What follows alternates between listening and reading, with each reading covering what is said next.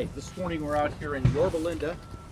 I'm going to do a video with Eric and Pat on how to measure a trench to order shoring materials. So start us off, Eric. What do you first thing you do when you come out to order shoring for a trench? On today's video, we're gonna talk about how to order shoring and installation properly.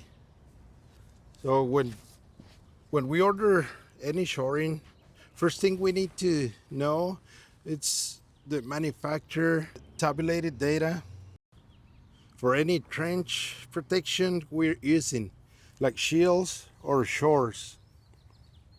This document provides site specific and maximum load capacity, depth, and soil type that must be on site, and follow it to prevent cave-ins.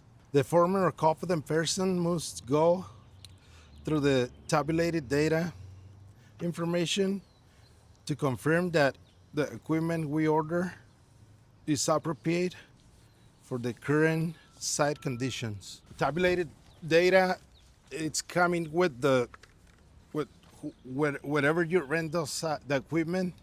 They're supposed to provide that information with the delivery, so everybody should have that when they get some rental equipment.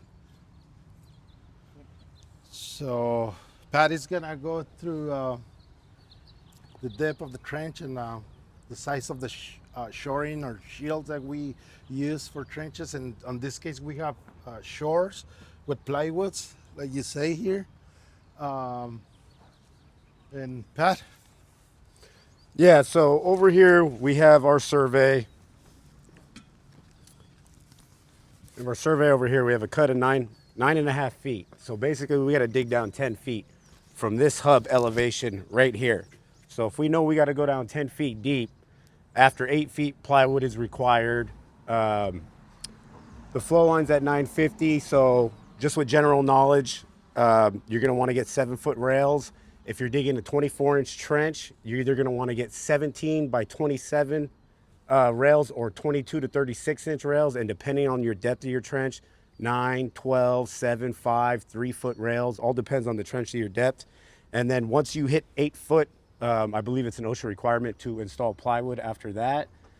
And in this case over here, because of all of these existing utilities that you see, the only option that we have over here is to plywood and shore. There's no shields, no any other kind of shoring, no option we could use other than plywood and shore to get this done because of all the existing utilities.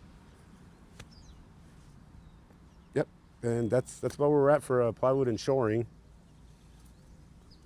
So talk about the components here. You mentioned all this stuff to the layperson. I'm talking about the boards, talking about the rails. What are these actual components, just as a breakdown for the specifics on that? Well, you got your rail sizes. You know that that'll change in depth, however deep you are. But as far as your cylinders, the spacing in between those on depth, but that applies pressure evenly. When you put the plywood, it distributes it a little bit better, covers more area than just having the shoring in itself. And generally, you pump it up to 1,500 psi, and that's your normal before you release it. And depending on the soil, like this soil, because of all these utilities, it's been worked a lot of times. So this plywood has to be back to back because we can't leave any gaps because we are worried about cave-ins. That's not necessary in different types of soil. If you have a harder class B, you are allowed to have your shoring 8 feet apart, which would leave you a small gap in between the plywoods. But in this case, with all the utilities here, it's not an option. It has to be back to back, so the guys are safe in there. So tell me a little bit about, I see some boards in here. We got 2x4s or 4x4s in there. Yeah, so what happened is the trench opened up wider, and the guys, they had 4x4s that they could stick in there, but the 4x4s you're allowed to use it as long as it's up against the rail, and the 4x4 is the actual length of the entire rail of the shore.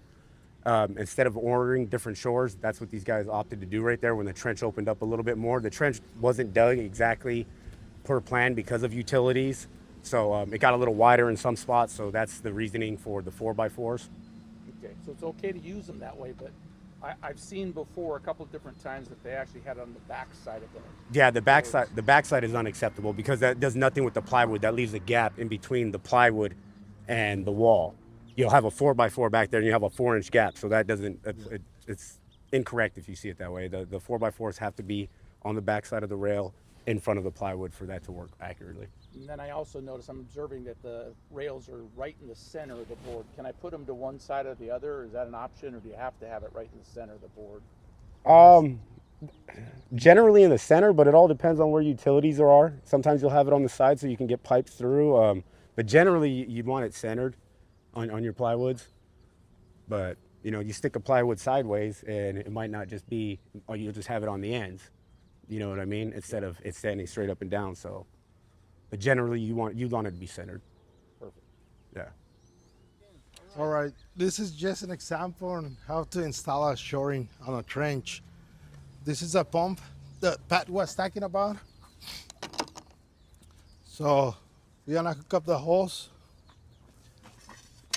Make sure it's into clean. the bit right here. Make sure it's clean and hook up the hose on it. Make sure the pump is open. Open. You install it, and then this little valve, you close it. So the pressure goes to the jack. No, it don't go back to the pump. So now we start pumping, and this is the pump that Pat was talking about. That we have to go to 1500 psi for this kind of a shoring. Go ahead and pump it.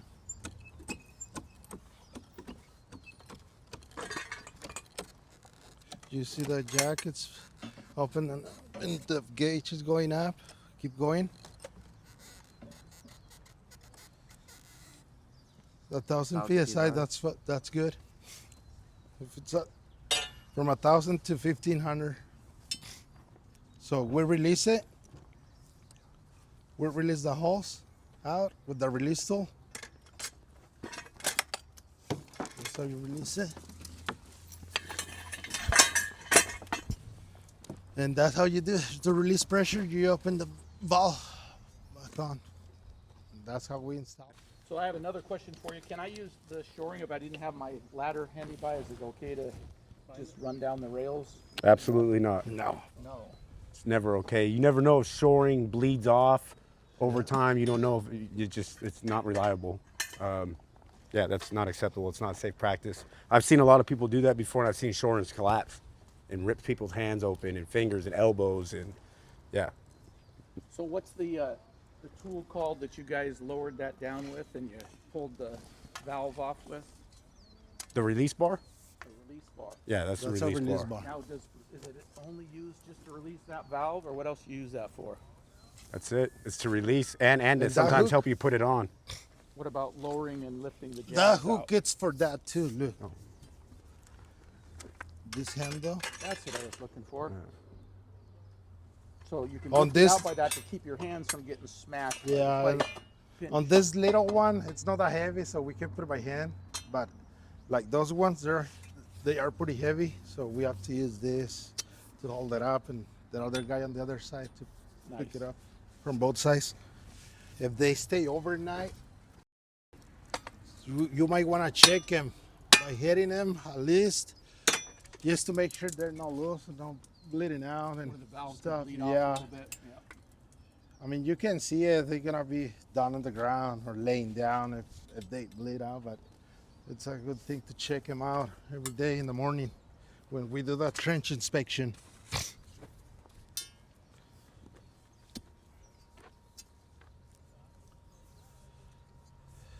So anything else we missed? I think we're good.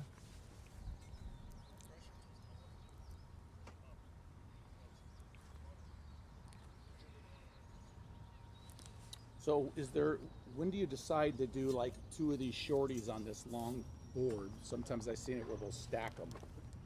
They'll just use the short guy instead of the long rails, and they'll use two shorties on that one board. Well, a lot of times, like when we do manholes, if we can't drop a manhole box in there, it has to be shored all different ways. So a lot of times we'll get, if we're 10 feet deep, we'll get a 9-foot rail, has 3 rails. We'll get a couple of those, and then we'll get single jacks, basically to have that same exact structure, but they'll just be free on each side so you can maneuver in and out, in and out. For maneuverability. Yeah, maneuverability, yeah. So, okay, here's the last thing. This is for Gonzalo, because this is a pet peeve of his. He's caught a lot of them. When we dig a square opening, we're going to put a vault down in there.